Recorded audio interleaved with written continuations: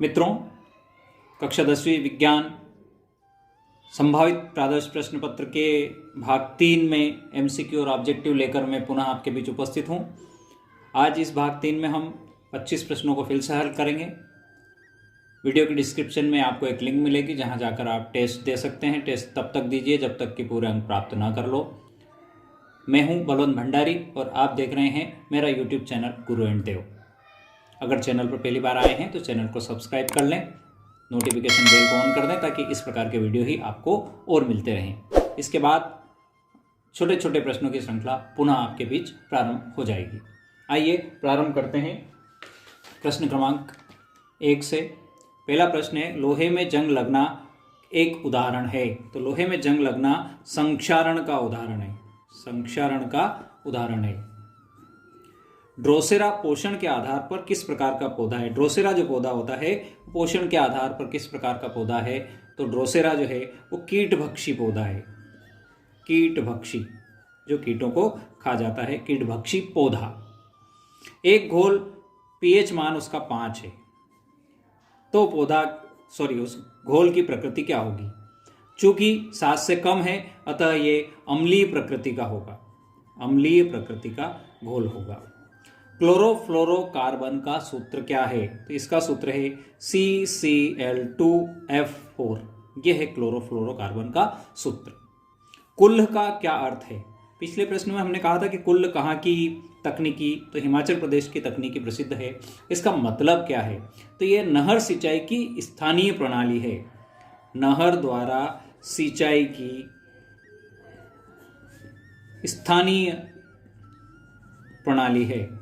हिमाचल प्रदेश की ये नहर द्वारा सिंचाई की प्रणाली है। विद्युत धारा को यांत्रिक ऊर्जा में बदलने वाला उपकरण। तो विद्युत धारा को यांत्रिक ऊर्जा में बदल रहे हैं तो ये होगी विद्युत मोटर। ये विद्युत मोटर कहलाती है। स्ट्रीट लाइट में प्रयुक्त परावर्तक। स्ट्रीट लाइट जो होती है खंबे पे लगी रहती है, उसमें प्रयुक्त परावर्तक होता है अवतल दर्पण। अवतल दर्पण। अगला प्रश्न है, पूर्ण परजीवी पौधे का नाम। तो यह है रेफ्लेशिया। रेफ्लेशिया पूर्ण परजीवी पौधा है ये रेफ्लेशिया। विद्युतमय तार का रंग जो आवरण होता है वो कैसा होता है? पिछले प्रश्न में काले वायर का अर्थ आया था, यहां पर विद्युतमय यानी ऐसा वायर जिसमें करंट होता है, तो इसके ऊपर जो आवरण होता है वो लाल कलर का होता है। पिछले प्रश्न में काला आया था, वहां हमने उदासीन कहा था, यानी यूं कह सकते हैं न्यूट्रल वायर था वो। प्लास्टर ऑफ पेरिस का सूत्र। प्लास्टर ऑफ पेरिस का सूत्र CaSO4.1/2H2O। यह है प्लास्टर ऑफ पेरिस का सूत्र। अवतल लेंस की क्षमता कैसी होती है? तो अवतल लेंस की क्षमता है जो है वो ऋणात्मक होती है। वो कैसी होती है? नेगेटिव। अवतल लेंस की क्षमता ऋणात्मक होती है। वृद्धि हार्मोन का स्त्रावण किस ग्रंथि से होता है? तो ये होता है पीयूष ग्रंथि से। पीयूष ग्रंथि से वृद्धि हार्मोन्स। जरा दृष्टि दोष, जिसको हमने बुढ़ापे का दोष भी कहते हैं, का निवारण में कौन सा लेंस प्रयुक्त होता है? तो इसमें हम करेंगे द्विफोकसी। द्विफोकस यानी द्विफोकस होते हैं इसमें। ऐसा लेंस जब यूज होता है तो जरा दृष्टि दोष। किस दोष का निवारण अवतल लेंस की सहायता से किया जाता है? अवतल लेंस का निवारण, अवतल लेंस से जिस बीमारी का निवारण किया जाता है वो आएगा आपके निकट दृष्टि दोष। निकट दृष्टि दोष का निवारण हम अवतल लेंस से करते हैं और दूर दृष्टि दोष का निवारण हम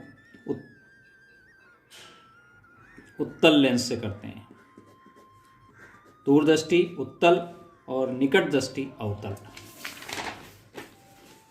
मनुष्य में वृक्क किस तंत्र का भाग है? वृक्क जो है वो किस तंत्र का भाग है? तो ये आएगा आपका उत्सर्जन तंत्र। उत्सर्जन तंत्र का भाग है वृक्क।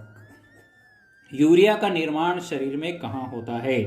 तो यूरिया का निर्माण शरीर में यकृत में होता है। कार्बन की संयोजकता कितनी होती है? तो कार्बन की 4 संयोजकता होती है। कार्बन की संयोजकता कितनी होती है? 4 होती है।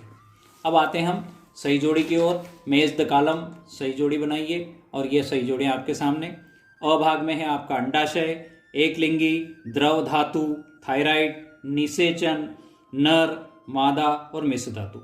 इधर हम देखते हैं एस्ट्रोजन, नर तथा मादा युग्मक का संलयन, पारा, Hg, शुक्राणु, कांसा, मनुष्य, थायोट्रॉपिक और एस्ट्रोजन, ये इसके भाग है। तो हम स्टार्ट करते हैं अंडाशय से। विद्यार्थी मित्रों ध्यान रखें, कई बार अपने को भ्रमित करने के लिए प्रश्न पत्र में सही जोड़ी, सही बनी हुई भी कुछ कॉलम हो सकते हैं। यहाँ पर देखो अंडाशय वाला जो भाग है ये एस्ट्रोजन से ही जुड़ेगा। यहाँ पर एक्चुअली में एस्ट्रोजन 2 जगह दिया है, तो हमें भ्रमित होने की आवश्यकता नहीं है। फिर आता है एक लिंगी, तो यहाँ पर हम ढूंढने जाएंगे तो मनुष्य जो है ये है एक लिंगी, मनुष्य एक लिंगी हो जाएगा। द्रव धातु, ये देखिए बिल्कुल ये सीधा इसी के सामने बना हुआ है, पारा द्रव धातु है। थायराइड, ये थायरोट्रॉपिक,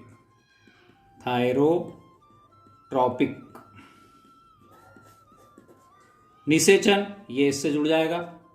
नर तथा मादा युग्मक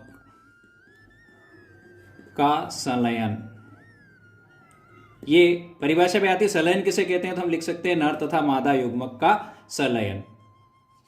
नर, ये वाला जो हिस्सा है हमारा छठा, ये शुक्राणु जो है वो नर में पाए जाते हैं, तो ये आ जाएगा शुक्राणु। मादा, ये एस्ट्रोजन यहाँ पर, और मिश्र धातु ये हो जाएगी आपकी कांसा। मित्रों ये प्रश्न हमने एमसीक्यू जरूर समझे हैं, ऑब्जेक्टिव के रूप में जरूर समझा है, लेकिन यदि ये 2 नंबर के प्रश्न में भी आते हैं तो इन्हीं की इसी भाषा में हम पूरा वाक्य बनाकर इनका जवाब अगर हम देंगे तो हमें 2 नंबर पूरे प्राप्त हो सकते हैं।